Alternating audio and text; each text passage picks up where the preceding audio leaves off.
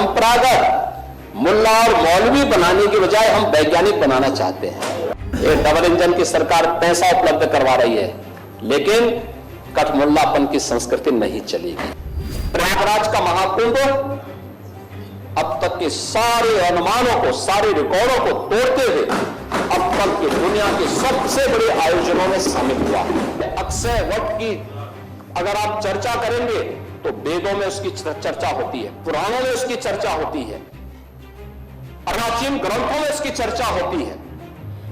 अकबर का कालखंड कितने समय हुए, लेकिन ये कहते हैं कि ये अकबर का किला है। मंत्री जन आरोग्य योजना की जो स्कीम है, अकेले उत्तर प्रदेश में हम लोग 10 करोड़ लोगों को प्रतिवर्ष 5 लाख रुपए की स्वास्थ्य बीमा का कवर उपलब्ध करते हैं। जितने भी हमारे सरकारी कर्मचारी हैं, उन्हें पंडित दीनदयाल उपाध्याय कैशलेस स्वास्थ्य स्कीम के अंतर्गत निःशुल्क स्वास्थ्य की सुविधा उनके लिए भी उपलब्ध है। हर माननीय विधायक या विधान परिषद सदस्य को अपनी स्वयं की निधि से भी प्रतिवर्ष एक निश्चित राशि हर ऐसे पीड़ित व्यक्ति को जो इन योजनाओं से आच्छादित नहीं, उनमें देने का अधिकार है। और मुख्यमंत्री विवेकाधीन कोष से पिछले 8 वर्ष के अंदर जितनी धनराशि दी गई है, बिना भेदभाव के, न किसी की जाति देखी जाती है, न किसी का क्षेत्र, न किसी की भाषा, और न ही किसी के बारे में अगर वह जिलाधिकारी 3 दिन के अंदर अपनी रिपोर्ट भेजता है, वह राशि उस परिवार को तत्काल उपलब्ध करा दी जाती है। आजादी के पहले से लेकर के 2017 तक उत्तर प्रदेश में केवल 17 मेडिकल कॉलेज गवर्नमेंट क्षेत्र में बन पाए थे, और आज हर जिले में एक मेडिकल कॉलेज के निर्माण के कार्यक्रम को हम लोगों ने डबल इंजन की सरकार में आगे बढ़ाया है।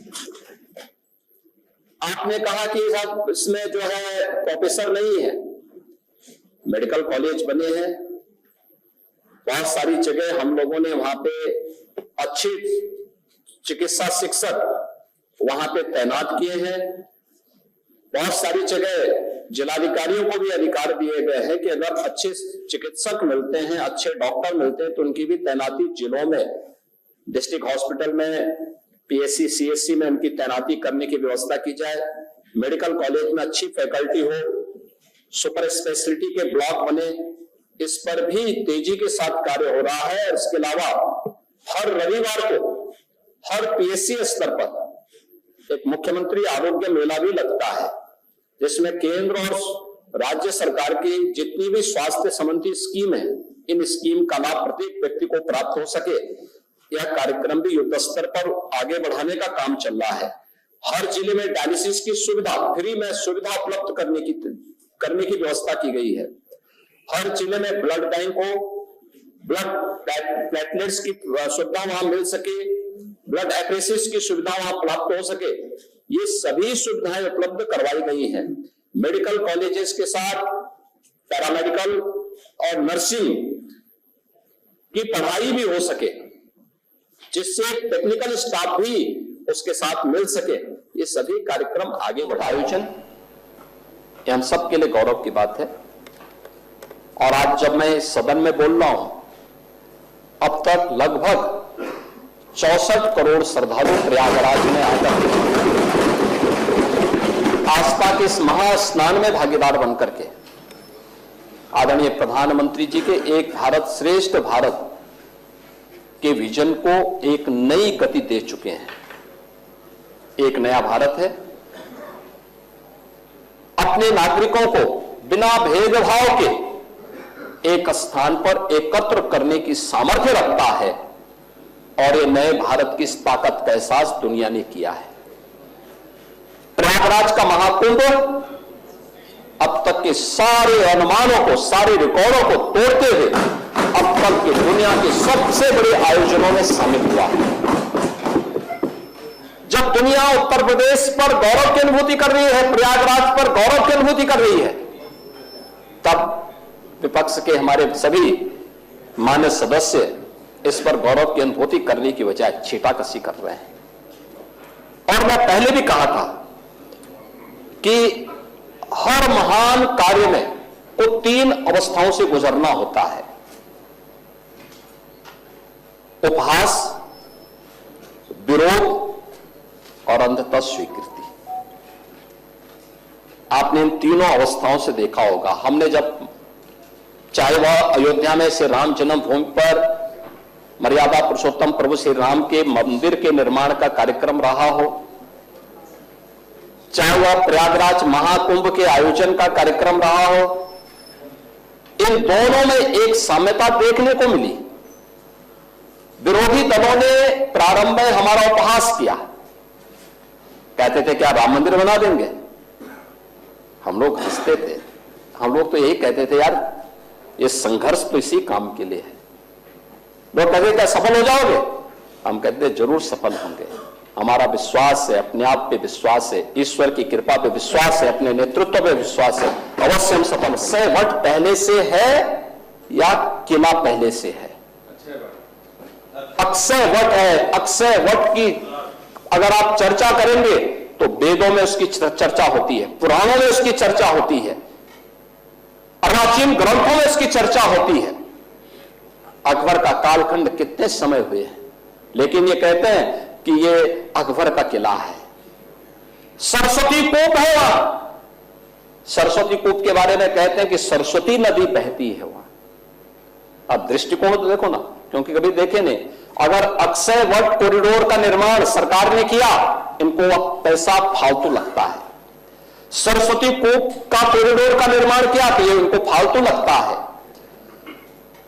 वह लेटे हुए हनुमान जी जिनका अभिषेक करने के लिए मां गंगा प्रतिवर्ष आती है, अगर वहां कॉरिडोर का निर्माण किया तो इनको एक पैसा फालतू लगता है। श्रृंगवेरपुर में निषाद राज का कॉरिडोर बनाया, भगवान राम और निषाद राज की प्रतिमा स्थापित करके कॉरिडोर बनाए तो इनको एक फालतू पैसा लगता है। महर्षि भारद्वाज का कॉरिडोर बनाए तो इनको एक पैसे फालतू बेकार लगता है। अगर हमारी सरकार महाराज सोहेल देव का भव्य स्मारक बहराइच में बनाती है, विजय स्मारक बनाती तो इनको बेकार लगता है। प्रयागराज में ऐसे 12 स्मारक बनाने का काम हमारी सरकार ने महाकुंभ के दौरान किया। इनको एक पैसा लगता था कि पैसा क्यों खर्च हो रहा है। 200 से अधिक सड़कें वहां बनाई गई, चौड़ीकरण हुआ, सिंगल से डबल लेन, डबल लेन से 4 लेन, 4 लेन से 6 लेन, 14 फ्लाईओवर बनाए गए, 9 अंडरपास बनाए गए, बेहतरीन कनेक्टिविटी की गई। अगर वहां पे अवस्थापना सुविधाएं इतनी बेहतर नहीं होती तो देश और दुनिया से 64 करोड़ श्रद्धालु क्या प्रयागराज में आ पाते? और जो भी गया, जिसने भी डुबकी लगाई, वह तारीफ करके जरूर हो। हम तो परंपरागत मुल्ला और मौलवी बनाने की बजाय हम वैज्ञानिक बनाना चाहते हैं। एपीजे अब्दुल कलाम बने थे तो वैज्ञानिक बने। स्कूलों में फ्री एजुकेशन की व्यवस्था की जा रही है, आधुनिकीकरण किया जा रहा है। ये डबल इंजन की सरकार पैसा उपलब्ध करवा रही है, लेकिन कठमुल्लापन की संस्कृति नहीं चलेगी। यह सरकार का पहले दिन का संकल्प है। हम हर बच्चे के साथ वह ईश्वर की सर्वश्रेष्ठ कृति है, कोई भेदभाव नहीं। उत्तम शिक्षा मिले, अच्छी शिक्षा मिले, आधुनिक शिक्षा मिले, बिना भेदभाव के मिले। सरकार इस दिशा में कदम बढ़ा रही है, हर प्रकार की सुविधा से आच्छादित करेंगे। लेकिन हमें केवल मुल्ला और मौलवी, जिसको केवल मजहबी शिक्षा लेनी है, वे वहां तक जाएं। लेकिन अच्छा साहित्यकार, अच्छा वैज्ञानिक, अच्छा गणितज्ञ, अच्छा चिकित्सक, अच्छा इंजीनियर बनने के लिए आधुनिक शिक्षा भी लेनी पड़ेगी। और यह हर व्यक्ति ले सके, हर व्यक्ति ले सके, इसके लिए सरकार आगे बढ़ा रही है।